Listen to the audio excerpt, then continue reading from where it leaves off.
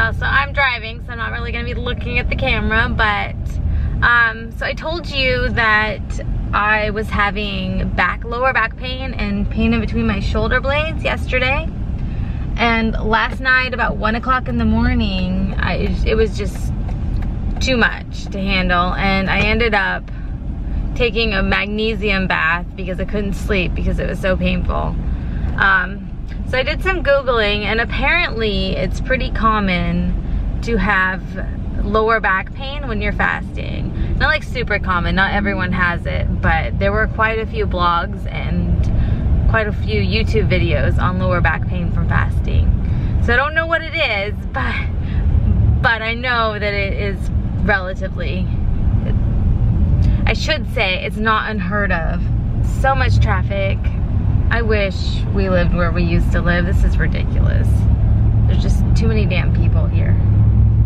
And they are inconveniencing me, which I do not appreciate. So I am on my way to the sauna because I barely slept last night because I was in so much pain, and honestly I couldn't really walk this morning. Like the backs of my legs were hurting, and so my lower back was hurting, which was then radiating down to the back of my legs. So what I've read is that there's really two theories, or I guess you could say three theories. There is dehydration, which makes sense. I mean, just because you're drinking water doesn't mean you can't get dehydrated. If you are not drinking or eating enough salt with your water, then your body doesn't absorb as much of the water and you just pee it out. And I was peeing a lot. So dehydration is a potential, but I don't really feel dehydrated, so I have no idea if that seems less accurate, just for me at least. The second one is your electrolyte levels, but I've drank bone broth during the fast, so I got a lot of salt, I got a lot of magnesium, and last night I ate 2 avocados worth of guacamole. So I definitely have some potassium now, so that's unlikely. The third theory is constipation, and that is very likely. And then the fourth one, which is also likely, is toxins. So your body stores toxins in your fat. So when you lose weight, you're actually releasing toxins into your bloodstream. So I know that sounds bad, who wants toxins floating through their bloodstream, but we come into contact with things every day. And I'm not one of those crazy people that's like, oh, sugar is a toxin. But like, there is fire retardant on your office chair at work. There are chemicals in your clothes, so if you don't wash them before you wear them, they have whatever dye is on them. So there are some things that are pretty logical. So another possible, I mean, at this point there are a bunch of theories, but no scientific evidence. So, but I thought it was interesting, so I wanted to share it with you guys. But so I am on my way to the sauna, and I took a Duselax this morning, and I'm drinking a ton of water, and hopefully between the sauna and the laxative, I will be able to stop the back pain that's happening.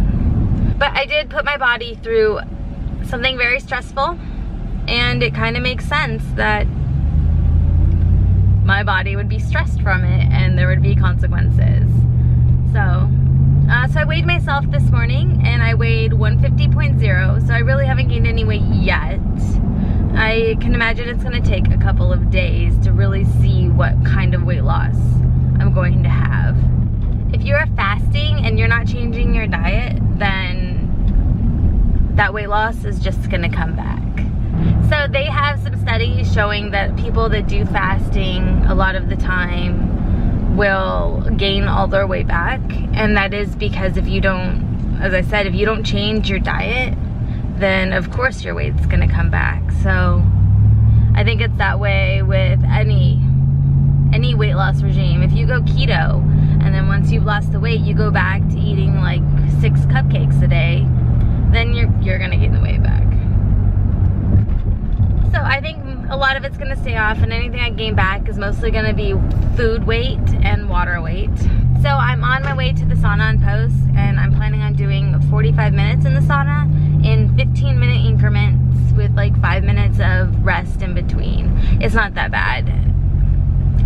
I know there's probably some recommendation on how long you should be in there, but 45 minutes isn't that big of a deal. And then later today, I think I'm gonna take Henry on the train, which he is going to freak out about. All right, I'll talk to you guys later. Bye.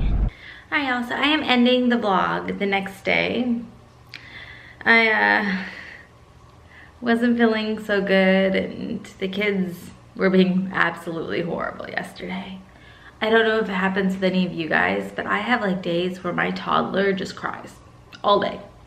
He's like, I want the light on. I don't want that light on. I spill yogurt on my pants. Like, things that I'm like, okay, like, let's wipe it off. It's all right. No need to be bipolar. So it is the next morning. My back pain is pretty much gone. So whatever it was, it's going away. I have found with me at least that I tend to, like, whatever could go wrong, it's gonna go wrong. So my husband's the opposite. He did 3 days of fasting and he was fine. But for whatever reason, I also have, I want to tell you guys, I also have a little bit of a rash right here and right here. That is called a keto rash, and I don't know why you get it, but some people get rashes when they go from high carb to low carb. So, like I said, not a lot of people get it, but for some reason I get everything. My body hates me, but hopefully we can get some weight down, we can eat some really healthy food, and I won't have these problems anymore, right? Well, I will talk to you guys later, okay?